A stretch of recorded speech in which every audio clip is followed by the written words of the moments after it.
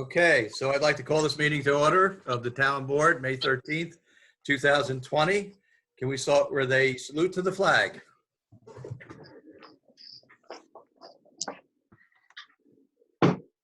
I pledge allegiance Allegiance to the flag of the United States of America and to the republic for which it stands, one nation, under God, indivisible, with liberty and justice for all.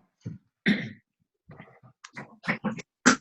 hosted a meeting of 18 supervisors the other day, and I must say that pledge was so much worse than this one. You have to deal with the time delay. Does anyone, who's the gentleman in the screen? Does anybody see The Euro video too? is that who it is? That should be Paul. Yeah, but it's not Paul. It might be Paul. No, I have Paul on one, then Euro video two. Yes, Euro video 2 is here. Who is it? He's working with me as a helper. I got a backup recording as well, guys. But it doesn't. It's not moving around. It's like a still picture. He probably froze his, Okay, good enough. I thought it was a very stoic guy just standing there. Okay, Eileen, can we get a roll call? Yes, Mr. Cook, Present. Mr. D'Andriano, Here. Mr. Rogan, Here. Ms. Smith, Here, Mr. Williams. Here. Okay, can I get a motion on the reports? I'll make a motion to approve the accepted code of compliance report, code enforcement for March, dog control officer for March and April, the ECI for March and April, and the Patterson Fire Department first quarter of 2020. So moved. Second. All in favor? aye, Can I get a motion on the supervisor's report? Make a Got that, motion Pete? to approve the supervisory report for March 2020. So moved. Second. All in favor? aye, Thank you. Can I get a motion on the minutes? Okay, I'll make a motion that we approve the town board meeting minutes of March 17th, 2020, April 8th, 2020, and April 22nd, 2020. So moved. Second. All in favor? aye. Would somebody like to make a motion on the audit of the bills? Okay, I'd like to make a motion to approve abstract number 8. Sorry, I gotta get my computer to move here. Dated April 24th, 2020, in the amount of $408,544.31. So moved. Second. All in favor? Aye. Aye. And we do have a couple of budget transfers. Okay, I will do that. We have transfer number 6, which is moving money from building contractual, $7,500, and court building contractual, $3,900, to building contractual utilities, $7,500, and buildings contractual utilities, $3,900. I'll make a motion that the town board approve budget transfer number 6. So moved. Second. All in favor? Aye. Aye. Next, we have budget transfer number 7, moving money from employee benefits, hospital and medical, $520, and employee benefits, hospital and medical, also for $84, to employee benefits, dental and optical, $520, and employee benefits, dental and optical, $84. Make a motion that the town board approve budget transfer number 7. So moved. Second. All in favor? Aye. Aye. Okay, I'm first up tonight, and, you know, the first thing I'm going to do is wait for the train to go by. I stay in the office just so we have the luxury of having that train involved in the meeting. It wouldn't feel like a town board meeting without the train whistle. Definitely miss that noise. Yeah, but I'm not moving and neither are they, so. All right, so I'd like to talk to the board a little bit about town hall and a reopening plan. I think at this point, everybody is familiar with the fact that the governor has been suggesting that he might start allowing certain regions of the state to open by May 15th. We are in the mid-Hudson region, and that is not one of the regions that has been given the go-ahead at this point. There are 7 metrics that we need to meet as a region. We are only meeting 5 of those 7 metrics. John, do you want to jump in at all on that? Sure. I mean, obviously the metrics that the governor has laid out are difficult to attain, but they are metrics that need to be met, taking all of the counties within the Mid-Hudson region. So there's, I believe, 7 counties that are involved, Putnam being one of them. So it doesn't mean that we have to meet the metrics all on our own, but as a group. So there are some areas that people are concerned about being lumped in with Westchester and Rockland counties, because obviously they are or have been hit with many more cases than Putnam. But some of the metrics like number of samples taken per month, I believe that those counties may actually help us out, because they're doing much more sampling than the residents of Putnam County at this point in time. I think we've done close to 6,000 tests of Putnam County residents to date, which is a great number of tests, but nothing nearly compared to the numbers down county. But I believe that there are some people saying we think we're going to hit those metrics probably next week. So if that falls, the way we're hoping, we might be able to enter phase 1 sometime next week. At least that's the hope. Now, having said that, Sean, all fine, well, and good, but town hall itself is still kind of stuck in nowhere land. It was Executive Order 2002.4 that mandated that we drop our staffing to 50%. That's been extended by Executive Order 2002.14.18, and now the latest Executive Order 2002.28 has extended that out to June 6th. And we don't seem to be falling within that realm of businesses that the 4 phases, the businesses included in the 4 phases.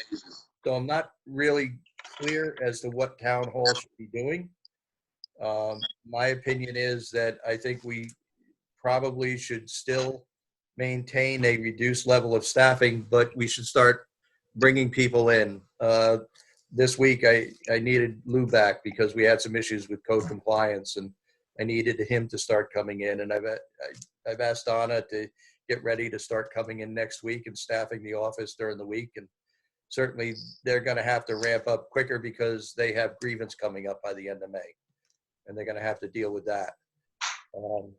But I have provided the board with a plan. It talks a little bit about the rec center and the fact that recreation is generally in phase 4. And, if we were to open up, May 15th, rec still wouldn't be allowed to open up, and certainly not any summer camps until probably July 1st. That's right. That extends out to, to June 1st or June 15th. Then we could pretty much kiss the recreation programs for the summer go on. I don't know how anybody else feels about that. Like everybody to weigh in on the recreation center and what we're doing. Rich, I just saw today on, I guess it's Channel 12 News, that my old stomping grounds, Pleasantville, they have canceled their pool openings and their summer camps for this summer entirely. So, just a little background stuff. So I think you're going to see more of it. Charlie, you're right. There are a lot of municipalities across the state of New York that have already decided to cancel their summer programs. But and there have been several facilities who have spoken up and said that they're not going to run programming this summer, both children's camps and some pools. So, but a lot of people are still waiting and hoping that they can salvage part of the summer. Also remember that for many people, a day camp would be a form of childcare for the children. If they're transitioning back to work, they're going to need daycare service. So we're going to have to wait and see how some of this shakes out. Mhm. But I also think, Rich, you were mentioning the rec center. When we did the original numbers trying to reduce staff and determine who was essential and who was not, it seemed like that we were able to meet with staffing most of town hall and offsetting that by the people from the rec center and some of the other areas that were deemed less essential. Do you remember that? That is correct. So I'm in favor of getting our departments, at least at town hall, that we can deem essential, back to work in a safe manner, of course. And I think your plan laid out some very good ways of achieving that. I agree with that. Yeah, I agree. I wouldn't want to rush to cancel all programs for the summer at the rec center. It might be where we might have to go, but I think we should wait a little longer, see how things play out. And as Rich said, the governor has already kind of done that for us, because recreation is squarely in phase 4. And that, as he said, if we were opening right now, we'd probably be looking at July 1st as that, because there's got to be 2 weeks between each of the phases, which is designed to evaluate the effectiveness of that phase to make sure that we're not trending back upward. So as long, with each phase, as long as cases continue to decline, and all of those metrics, it's not just cases, but it's a number of hospitalizations and number of available ICU beds, number of people able to do traceback investigations. There's 7 metrics. So, as long as those continue to trend downward, then we would continue along the path. We're just not there yet, unfortunately. And July 1st, that's when the camp season starts anyway, but even if we had to push it back a little into July, or maybe you could even get August out of it, but my point is just I don't think we should do like some towns and say we're just canceling everything for the summer. We should to Sean's point, a lot of people rely on the summer camps as childcare. Yeah. The hard part, of course, is, and no one probably knows this more than Rich, is that the longer we hold back without knowing when we'll be allowed to open, the harder it is to staff and get people properly trained. So I also do know that the state has been looking at how they allow certifications to take place, because no one's doing in-person recertifications right now. So, we may have extensions on previously obtained certifications, things like that. But everybody's in the same boat. It's not like town of Patterson's the only one who is having these problems. Everyone's faced with the same dilemma. Sure. All CPR certifications and those type of things are all extended 4 to 6 months. Yeah. But also too, people are probably not going to go on vacation this summer. So, people want to get back to work, or once they get back to work, I'm sure they're not going to be taking the summers off for being able to go anywhere. So if everybody wants to delay it a little bit, we can delay it a little bit. But remember, Sean was absolutely correct. There's logistics problems in getting the staffing in, getting everything set up, and we need some time to do that. And at this point, we're running out of time. Also, one of the big issues is registration and the pre-registration. People really pre-register for camp. It's going to be somewhat of a headache if we continue to take registrations without knowing, what the camp season is going to look like. Yeah. Also, another thing that we had a state call today, health department call, and a lot of counties are concerned, and I think we would be as well, of having camp programs for now. Typically our camp, I think we're Patterson residents only, but imagine some of these other camps that attract people from all over the state. And in some cases in Putnam County, we have camps that attract people from all over the world. They get flown in from all over. And that's a concern, because you don't want to be, it's one thing under the auspices of daycare to have a day camp at Patterson Rec, but it's yet another to have a camp in our county that we're now attracting people from New York City and Long Island and other places that have higher infection rates. So that's a pretty, serious concern on everybody's mind across the state. Right. Sullivan County alone, I think they say that they triple the population of their county in the summertime from people from out of the area coming in, not only for housing that they have summer housing, but mainly for camps. So it's a big concern. Rich, you had a call today with other supervisors. Is everybody pretty much on the same page as you've been talking about, or is it across the board? So everybody is pretty much on the same page of scratching their head, not knowing which way to go. You know, it's a very good call, but, you know, with the lack of concrete information, we're not exactly sure how to move forward. Everybody was in agreement that highways were going to go back to 100% come Monday. Southeast has been back for 2 weeks now. But everybody is not sure what they want to do with their town hall, whether they want to just keep it at 50% and try to continue to struggle on, or start ramping up, or just open it up. I think, you know, Southeast was interested in opening it up, while some of the other towns like Phillipstown's in a unique situation right now, because they set up in a temporary office because they're redoing their whole town hall.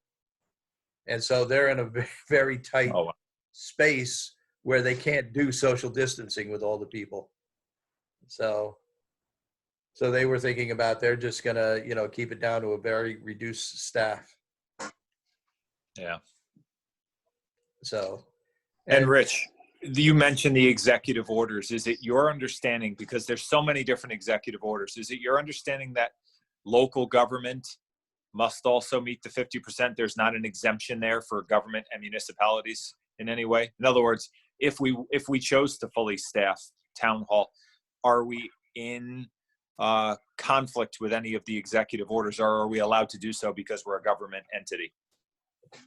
No, the executive order 202.4 very specifically said local governments have to reduce their work staff by 50%, and it's been carried on ever since. Okay. But as you said, it's town-wide. Yeah. And, you know, court is still out completely. Planning and zoning. Yeah, the rec center is pretty much out. So I could fully staff town hall and bring the highway and sanitation back full time. Okay. And I think we're still going to meet our requirements. Got it. Okay. All right. So, good to know. I will let everybody know this. I've been notified by one employee that if they have to come back full time right now, that they are going to opt out.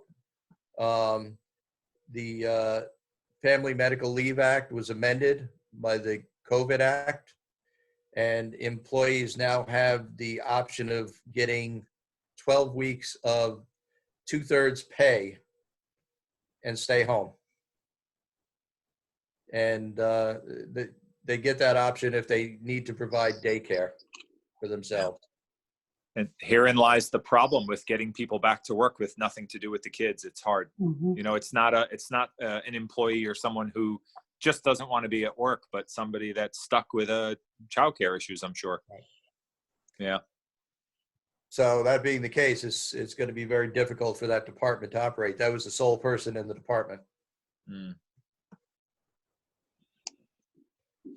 So, you know, the last Justice Court, I'll talk briefly about Justice Court. I think I mentioned to you, I ran into the judges, and there's no new information on that. They believe that Office of Court Administration is going to start opening the courts up on June 1st, but I have no idea what that's going to look like, and they have not indicated to me that they need any special provisions to reopen. So I'm not sure how they're going to run a court with 100 people, you know, and try to keep everybody socially distanced. Mm-hmm. So that brings me on to town hall, and we've talked a little bit about ramping back up with the employees, and you have some of the modifications. The window is in between the inner and outer lobby. I still want to do some modifications to that we're working on. The rest of the materials that we're going to use to ensure social distancing and keeping everybody separate should be in here by Tuesday at the latest. That includes a new plexiglass wall for the reception area, theater ropes, some other things.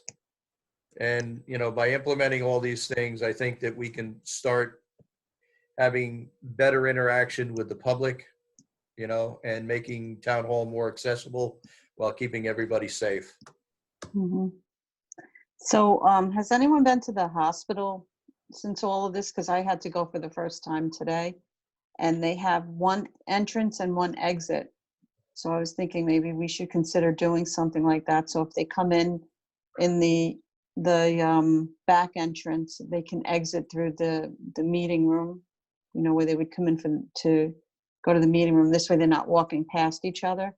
Sure, we've people. had some conversations about that. I would like to keep that east entrance for the meeting room just for employees only. Mhm, So again, that way I'm limiting keeping the separation between the public and the employees. Yeah, yeah, But we have thought about doing that if we've got to bring people farther into the building. yeah. The way we're trying to structure it right now is so that, you know, they're going to come in the outer lobby and pretty much be kept to the outer lobby and just kind of circle around and go right back out the same door. Okay. Yeah, they also, when I walked in, I had gloves and a mask on, and they made me take my gloves off and use hand sanitizer as soon as I walked in. Yeah. So I don't know if we want to make sure, you know, we do something like that. Just make them, you know, I don't know. I mean, my understanding, and Sean, you can jump in here, is that it's much, much better if you're just frequently washing rather than wearing the rubber gloves. Yeah. Yeah, typically when people wear gloves, they don't think that they can then cross-contaminate. People have a false sense of security. Yeah. And I agree, good hand washing practices are the most important thing.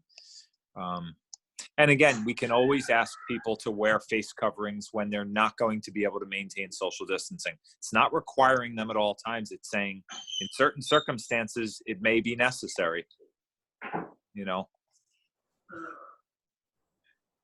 Also, Well, Rich, I see sorry, Sean, go ahead. no, go right ahead. I was just going to mention, when you go to the supermarket, they seem to really have a handle on it, you know, and there's a lot more people in the supermarket at one time than probably we would have coming to the town hall at one time. So it seems very manageable. Yeah. Yeah. Rich, oh, go ahead, Charlie. I'm sorry. Are you more comfortable waiting until June 1st or not? Yeah, you know, I'm the renegade in all this. Listen, the governor said we need to implement certain measures to flatten the curve. He didn't ever say we should implement certain measures and keep them in place and keep everybody locked down till this disease went away. And if you look at the curve now, the bell curve on his website, what he thought it was going to be and what it actually is, I mean, we're flat right now, and it stays flat for a long time to come. I think we need to do, you know, we need to keep the testing up to make sure that we don't start getting spikes. But listen, I would have opened up by now.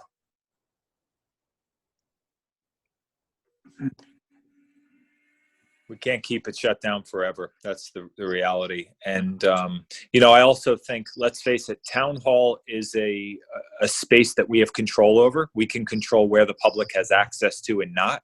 We can phase in public access and start, you know, very conservative with people ending up in the lobby and picking up a phone. Heck, we could put we can shut off public access to the building initially if we have to, till there's a comfort level.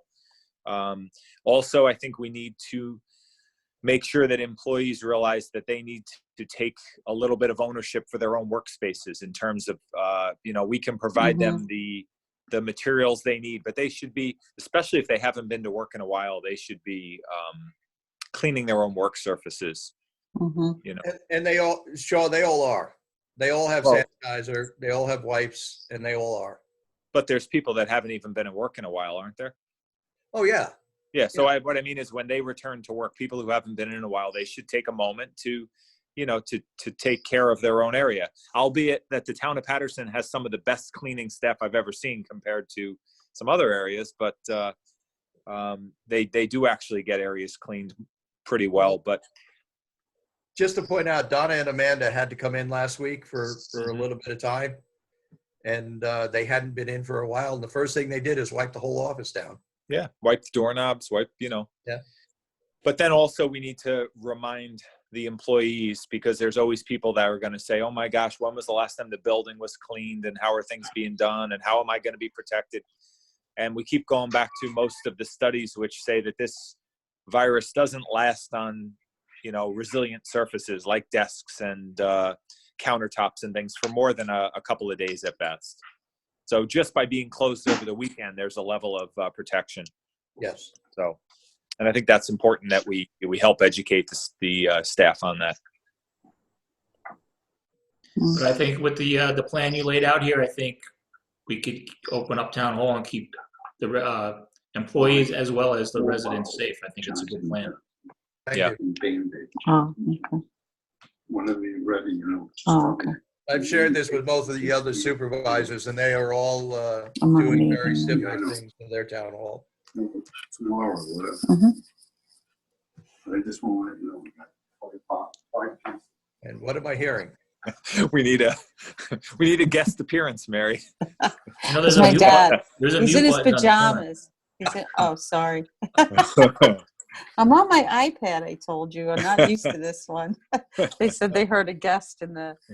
Well, that's all right. It was a little bit of levity. Are we going to talk about the recycling center, or is that pretty Hi, everybody. Oh, yes, we Did you are hear? going to talk about the recycling center. I've been, there's a lot of things to talk about with the recycling center. I've been going back and forth with Russ. Russ feels strongly, and I support Russ and agree with him. We are going to try to open the recycling center up next week. We are going to provide additional staffing. We're going to keep the same hours that, we've been having. We're not going to try to do the whole week. We feel that it's going to be confusing to the public, and a lot of people are not going to know. Having said that, Peter, we would like to try to do a soft opening and not really blast it all around that we're opening. And hopefully then that will, people will gradually start to come back to the recycling center. But yeah, we're gonna try to get it open next week. Are they going to start picking up the recyclables as well? Or? When we go back full time, they're gonna have to start picking up the recyclables. Yes. So now, having said that, I'll praise you all of something that I became aware of recently, and that's Charlie, Cornwall Meadows, the dumpster location, recycling locations out there are just god awful. I mean, there's multiple cans filled to the top. There's cardboard flowing out all over the place. The garbage dumpsters are full. And, of course, this time, with the COVID-19, we would expect to see more waste being thrown out in the dumpster locations. But, it's requiring a considerable amount of time for the sanitation workers to literally, piece by piece, take it out and put it in the truck. So I've told Russ that it's, in my opinion, the operation is not acceptable. And we need to change things up, how we're picking up from the condominiums. And that may mean getting a new truck with a different type of back, so we could put a dumpster in there to collect the garbage, but a second dumpster just for the recycling that would then be literally picked up by a truck, taken over to the recycling center, unloaded, and brought back. So that, the sanitation workers are not out there having to wrestle with 10, 15 garbage cans full of recycling plus, a ton of cardboard. So we're going to be doing some research into changing that operation up and see if we can figure out how we're going to do it. Yeah, those trucks are a little outdated anyway, right? They were set up to be, when we used to separate the recycling, we used to put the cardboard in one section and the glass in one section and the plastic in another section. Now everything is single stream, so we don't really need the setup like it is now, right? That's true. But originally, when I set the recycling program up back in the early 90s, we had gotten a truck that had a hook, and it would tilt the body up. So literally you could drop the body off with this hook and go someplace and pick up a whole new body. And you could dump it. And it was a great truck. When they replaced that, they replaced it with a truck that you can't do that anymore. It doesn't have the hook on the back anymore. So I think we need to go back to the hook so we can have multiple bodies that do different things. You know, because they use that truck to go out as a satellite truck for when they're collecting garbage, and then they use it to go out and pick up recycling. And you need different bodies. You need different things to do that with. But that would also help us with the condominiums if we could just run out and grab it, you know, bring it back and dump it. So, is everybody okay with what we're proposing with the recycling center? Anybody have any suggestions? If Ross is comfortable with that, I think it's the way to go. Mhm. All right. Think we lost Sean, or I lost you. I'm still here. I just hit, you know me, I'm hitting buttons on my phone, and I did it again, but I'm here. so is that an Somewhere. answer to Sean or Superman? I'm here. All right, so let's get going. Let's move on. Putnam County Multi-Jurisdictional All Hazard Mitigation Plan. This is a plan that is developed by Putnam County and all the towns and villages. It is a proactive plan on looking at potential hazards within the county and offering solutions to mitigate those hazards.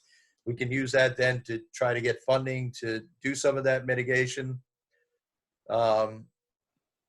Last time we did this was 4 or 5 years ago, and you know, I had the lead on it. I'm taking the lead on it again, simply because it takes it's an awful lot of filling in the blanks and redoing the plan. They've already given me the plan, and most of it's already rewritten, so I can send it back to them. But I need a deputy, and what I'd like to do is ask Pete D'Andriano to work with me on the all hazards mitigation plan as he did the last time. Second. Thanks. I wasn't looking for a vote. I was just looking for a yes. That was a vote of confidence and a second.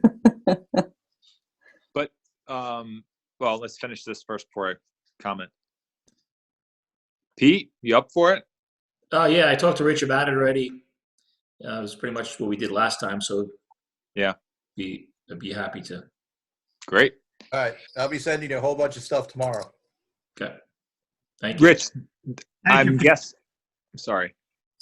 Go ahead, Sean.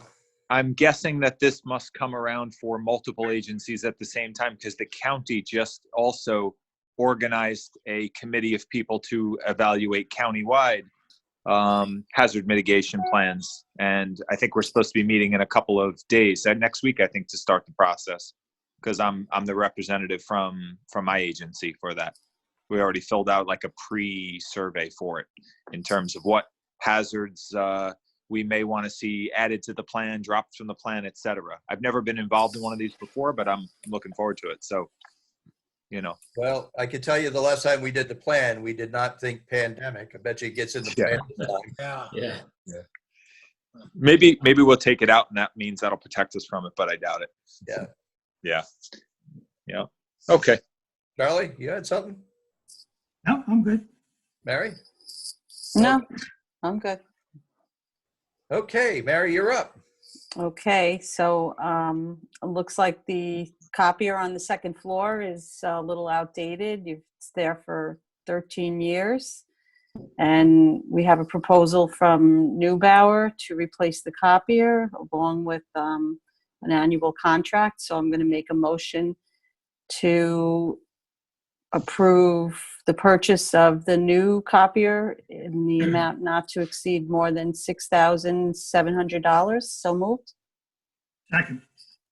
All in favor? Aye. Aye. And I'm sorry, and also make a motion to approve the annual fee for, I'm sorry, I can't find it. I think it's $330. So not to exceed more than $350 a year for the annual leasing of the copy machine. So moved. Second. All in favor? Discussion. Go Just ahead. a Point of clarification, the first one was to buy a copier, but then it's a $350 lease. Is that, I'm not understanding it. Or do we lease the thing or do we own it? We own it. The first price was to buy it. The second price was for the annual service contract. Service contract. That's what I wanted, Yes, point of I'm clarification. sorry. Thank you. No, Yep. that's okay. Thank Yeah. you. Okay. All in favor? Aye. Aye. Okay, and then the second is a resolution here that we have for the acceptance of the hydrogeologic services for the, let me see, sorry. So we're hiring this company to do the testing, to review the situation that we have on the with the water, the salt in the water. So I'm going to make a. It looked like this company actually had. I did go through both of them, the proposals that we have, and this is the lower quote. And also, it looked like they had experience with a similar situation in cul-de-sac with the salting over in Pound Ridge. In discussions with both companies, they both had quite a bit of experience with, Cul-de-sacs? with Yeah. not just cul-de-sacs, but with, road salt issues in the groundwater. Oh, okay. Okay, so I'll make a motion to accept I'm sorry, I can't find the name of the company. Chazen. Chazen? Chase. Chazen or Kazin? Chazen with a CH. CH, Chazen, for in the amount of $3,750 for initial consultation and opinion, and $197 per hour for additional consultation, and $2,880 for expert testimony and litigation. So I'll make a motion to accept the proposal from Chazen for the hydrogeologic services and enter the resolution into the record as though read. So moved. Second. All in favor? Aye. Aye. Peter? Okay, first item I have is LoSAP. I'm just going to quickly go through. We have a resolution here for it, so I'm just going to, it kind of spells it out pretty good, kind of lays it out what we're trying to do, so I'm just going to go through it. The town of Patterson provides a length of service awards. LoSAP stands for Length of Service Award Program to the members of the Patterson Volunteer Fire Department and the Putt Lake Fire Departments. It's a tool to recruit and retain volunteers for those departments. LoSAP was originally adopted in 1989 and permitted members to accrue benefits at the rate of $20 per month per year of active service, after full entitlement and an award benefit of $400 per month. That was the 1989 plan when we first started it. In 2008, the LoSAP program was amended to permit members to accrue benefits at the rate of $30 per month per year of active service, after full entitlement, an award benefit of $600 per month. So that was back in 2008 plan. It was the understanding of the town in 2008 that the amendment was to benefit members who joined after the amendment was adopted, as it appeared that an increased benefit amount was required at the time in order to continue to recruit and retain new volunteers. The result of the adoption in 2008 plan was the creation of a split plan to those members who qualified under the 1989 plan, capped at $20 per month, and those members on the 2008 plan that capped out at $30 per month. So the departments have requested that LoSAP be amended further in order for those members who accrued benefits under the 1989 plan to have their benefits increased to $30 per month. So they would both it'd bring it up to the 2008 plan. So currently the LoSAP costs $185,000 to maintain. In the 2020, the new proposal would require a $100,000 contribution in order to stay within the actuarial guidelines. So if this is adopted, the $100,000 would be spread across a 5-year period. thereby increasing the annual cost of LoSAP from $185,000 to $205,000 for years 2021, 22, 23, 24, and 25, with an estimate that in 2026, the annual cost would lower to $187,000, reflects a $2,000 continuing annual increase as estimated by the LoSAP provider. So, pursuant to Section 94 of the town law of State of New York, the town board, town of Patterson. So we wish to. So this resolution would be asking us to submit a proposition for the approval in the November 2020 election to amend the LoSAP to permit the members who accrued benefits in 1989 to have their benefits increased to $30 per month. So again, pursuant to the Section 94 of the town law of the State of New York, the town board of the town of Patterson. So we wish to submit the following proposition for the approval of the qualified voters of the town of Patterson, the general election held on November 2020. So it shall be, so if the LoSAP would be amended to permit those members who accrued benefits under the 1989 plan to have their benefits increased to $30 per month to bring it up to the 2008 plan. So this proposition, this resolution would would authorize the town clerk to take all action required to have this matter submitted as a proposition at the next general election. Any comments? Just Question? one. I just listening to you, Pete, intensely, and realized that my dyslexic self, it's not the 1989 plan, it's the 1998 plan. So if we could just amend that. You have to do that all again, over. I didn't make a motion yet. So it's 98 throughout. Any other comments, questions?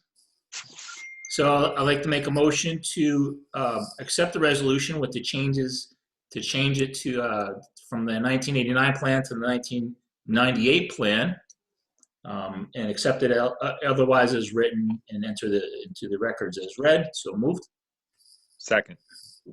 I have Favor? one comment. I think November 3rd is election day. November 3rd. I just from a quick look at my Google Calendar, assuming it doesn't get delayed.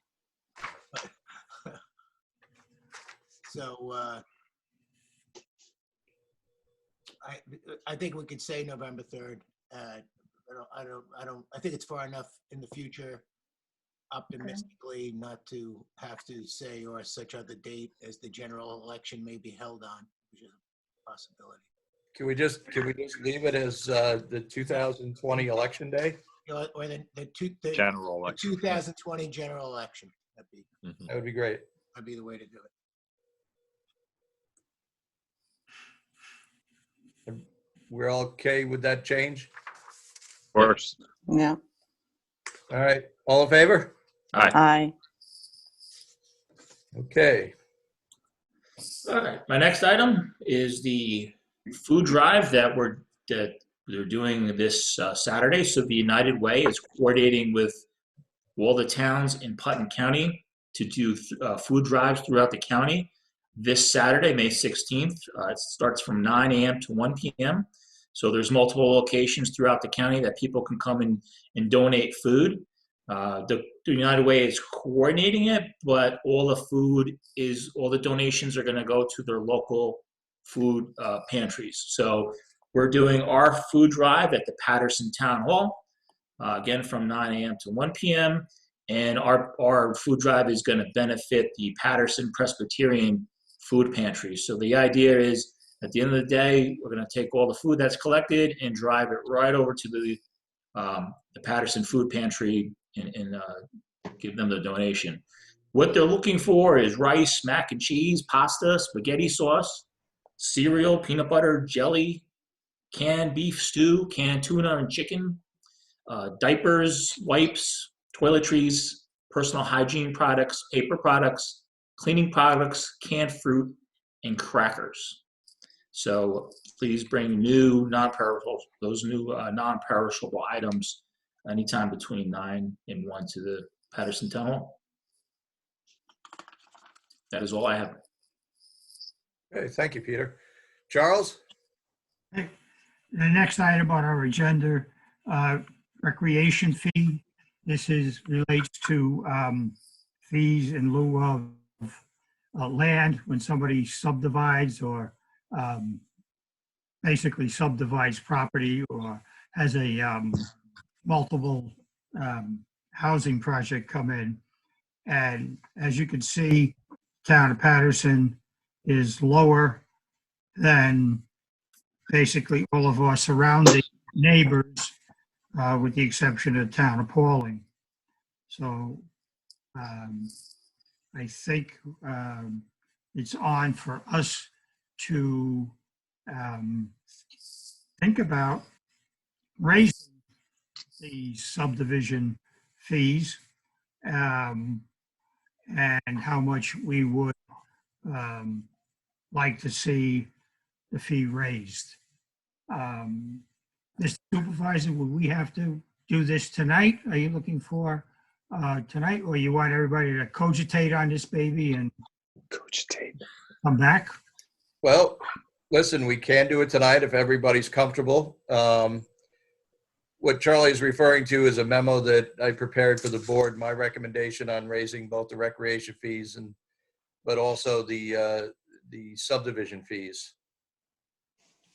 And, I would like to at least to have a little bit of discussion to see what everybody's, feeling is on raising the fees and whether my recommendation is at to appropriate levels or if they're looking for more information. Rich, it would probably be helpful if you, for the edification of the board, if you explained the intent of collecting the rec fees, how that offsets impact to the community from new subdivisions. So generally, when a new subdivision is approved and new housing units are built, new people move in, there is an increased demand on the recreational assets of the town. There's a provision in state law that allows the town to take recreation lands with each subdivision if suitable lands are available for the community. Typically, when they're doing a subdivision, the subdivider is not interested in providing recreation lands, creating new playgrounds. And so the subdividers generally would rather pay a fee. We take those fees that we collect and we reinvest them within our community to appropriate areas where parklands are needed, whether it's playgrounds or, someday if we get enough, maybe we'll put in a community pool. And that's what we do. Club Court over in Putnam Lake is an example of where we use recreation fees. The Recreation Center, we use recreation fees to help offset some of those costs. These are the types of recreation we provide on a community-wide basis for which we collect these fees.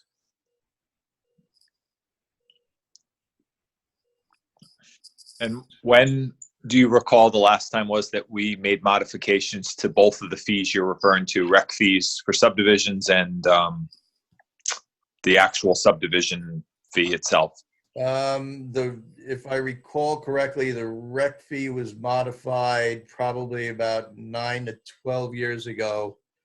The subdivision fees, I went back 13 years and they were the same. They haven't been changed in 13 years. Do you have a recommendation, Rich, on what the increase would be or we'd like to see? Does everybody have the recommendation I made? I don't have it. Rich, I only received a little chart. I don't know. Yeah. I didn't get any memo. All right, well then we're going to table this to the next meeting. Yeah, no, I did a memo that I should have been up there in Dropbox. Not there? It's not there. All right, I wonder what I did with it. All right, my apologies. Well, is the chart? No, the These are chart is not. current? Oh, I have a big long memo laying it all out, my recommendation with the subdivision fees and everything. All right. So we'll just continue this discussion next meeting. Yep. maybe it's in the that explains email. why I don't have it in my package here. All right, sorry. No worries. Otherwise, if I could interrupt, the Dropbox is very handy. Yes, I like it. Thank you, Rich. Thank you, Pete, for suggesting it. It's sometimes hard to get me going in a new direction, but I'm trying. It certainly makes it easier for these On meetings. the agenda is the annual report on the stormwater management program for the town of Patterson. And it's just the idea of putting this on our website. Am I correct, Mr. Supervisor? The Dropbox? Oh, what I Oh. just said. I'm sorry, you're breaking up. The Ms4 report. You're breaking up. The stormwater, Yes. okay. Do we do this by motion? We just put it on the website? Are we talking about the MS4 annual report? Yeah. He is. Did we jump ahead? Charlie's asking about something that's later on in the agenda. No. Yes. Charlie, your next item is Patterson I'm EMS. sorry. That's Sean's. I'm sorry. That's all right. I'll switch with you if you want. Well, next on the I'm agenda used, is- Charlie, I'm used to you telling me what to do on the agenda. I'll do whatever you want. I apologize. No, not needed. Well, I can say EMS item, Yes. I don't have anything on that. No, we had the conversation. Yes.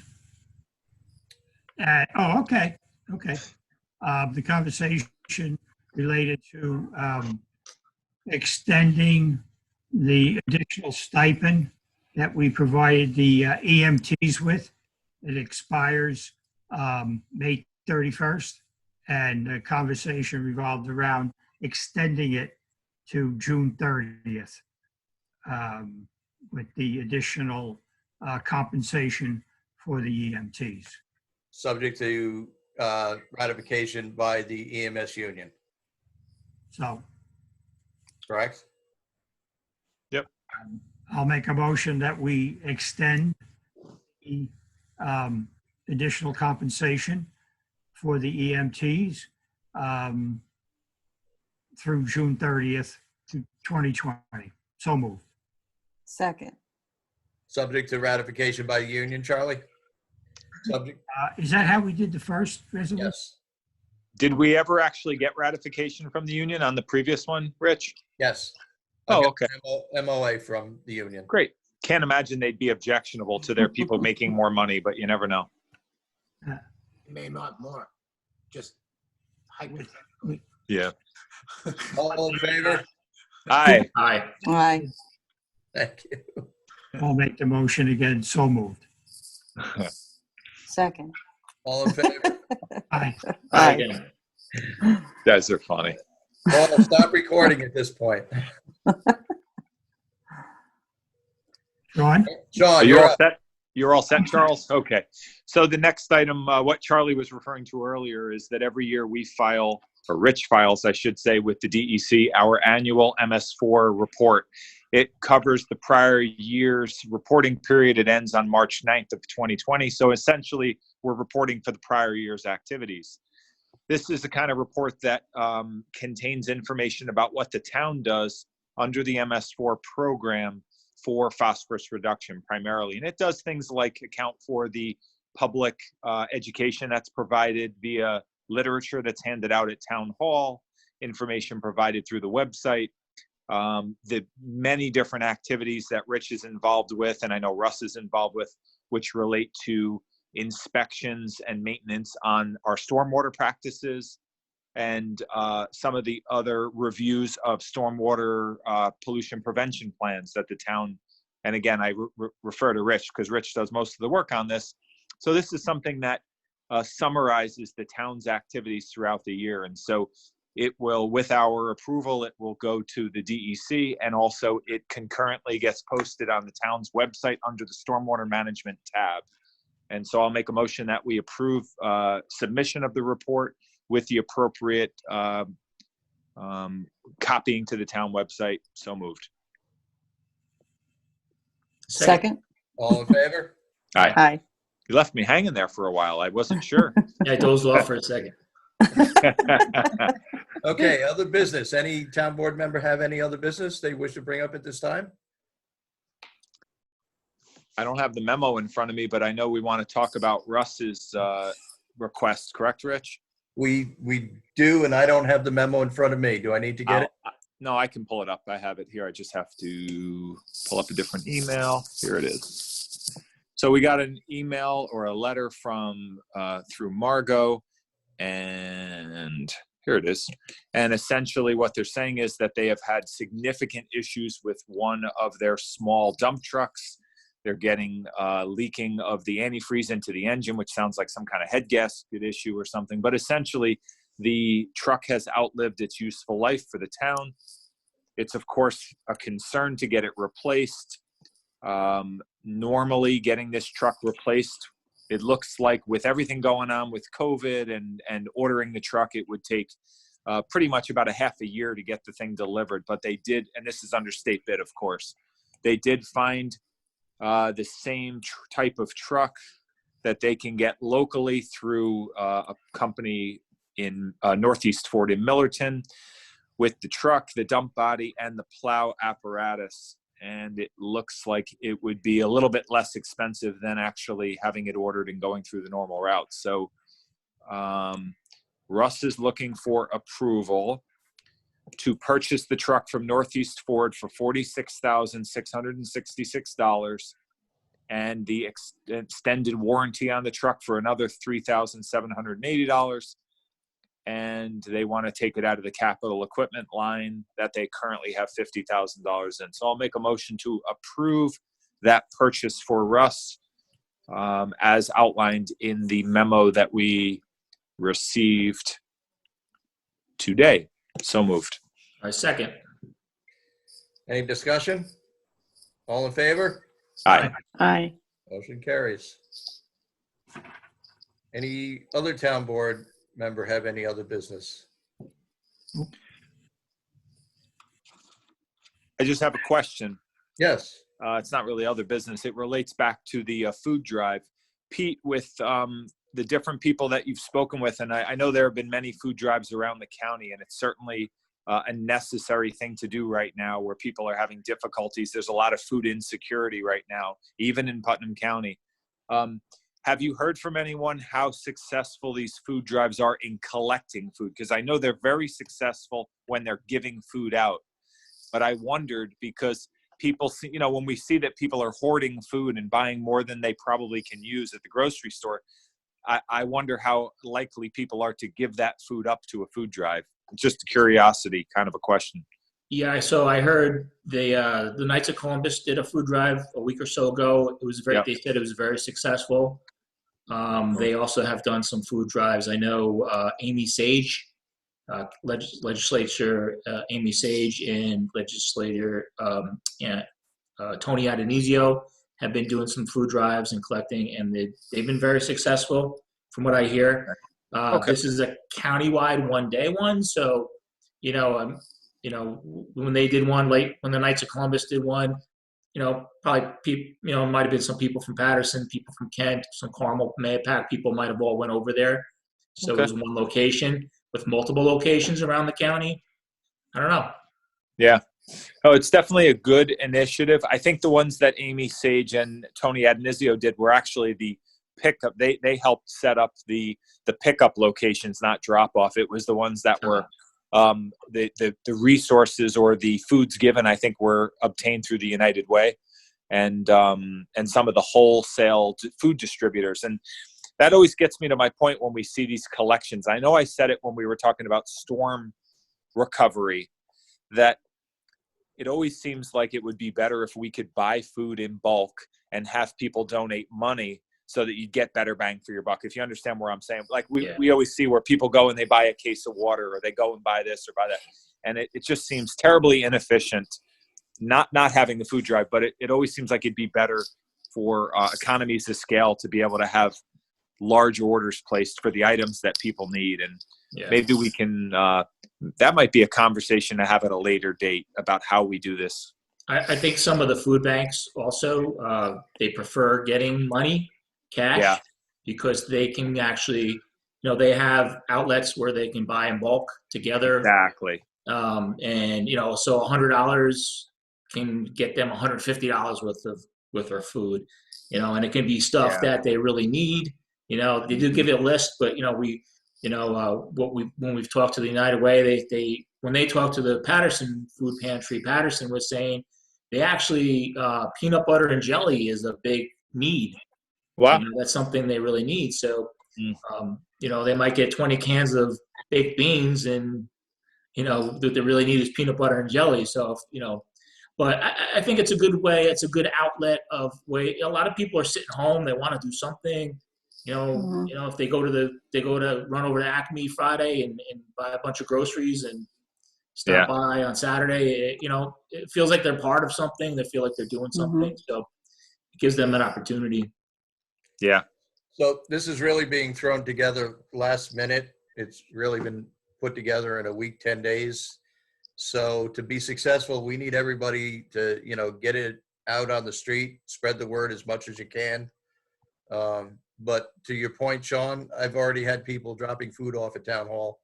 Good. Good. Pete, I'll try to get it on the backpack out to the community, the school district, the Bears backpack. I'll see what I can do about that tomorrow. Oh, that'd be awesome. Yeah. Hopefully you don't get people cleaning out their cupboards and get, how we were worried they were going to be cleaning their garage out. Yeah. We wouldn't have the people to be able to pick up the garbage. We're going to get all the expired items. Yeah, check your cans and boxes for the expiration date. Yeah. I think that's great, though. Like I said, it's unfortunate that we have a need like this in Putnam County, but there truly is a need. Yeah. Yeah. All right. If there's no other business, I'll entertain a motion to adjourn. Motion to adjourn. Second. All in favor? Bye. Okay. Everybody have a wonderful evening. You too. Everybody be safe. Oh, See you there's the guys. mystery man. Are we off? Take care, everyone. Yeah, we'll be off in a minute. Good night, guys. Take care. Good night. Thanks, Paul.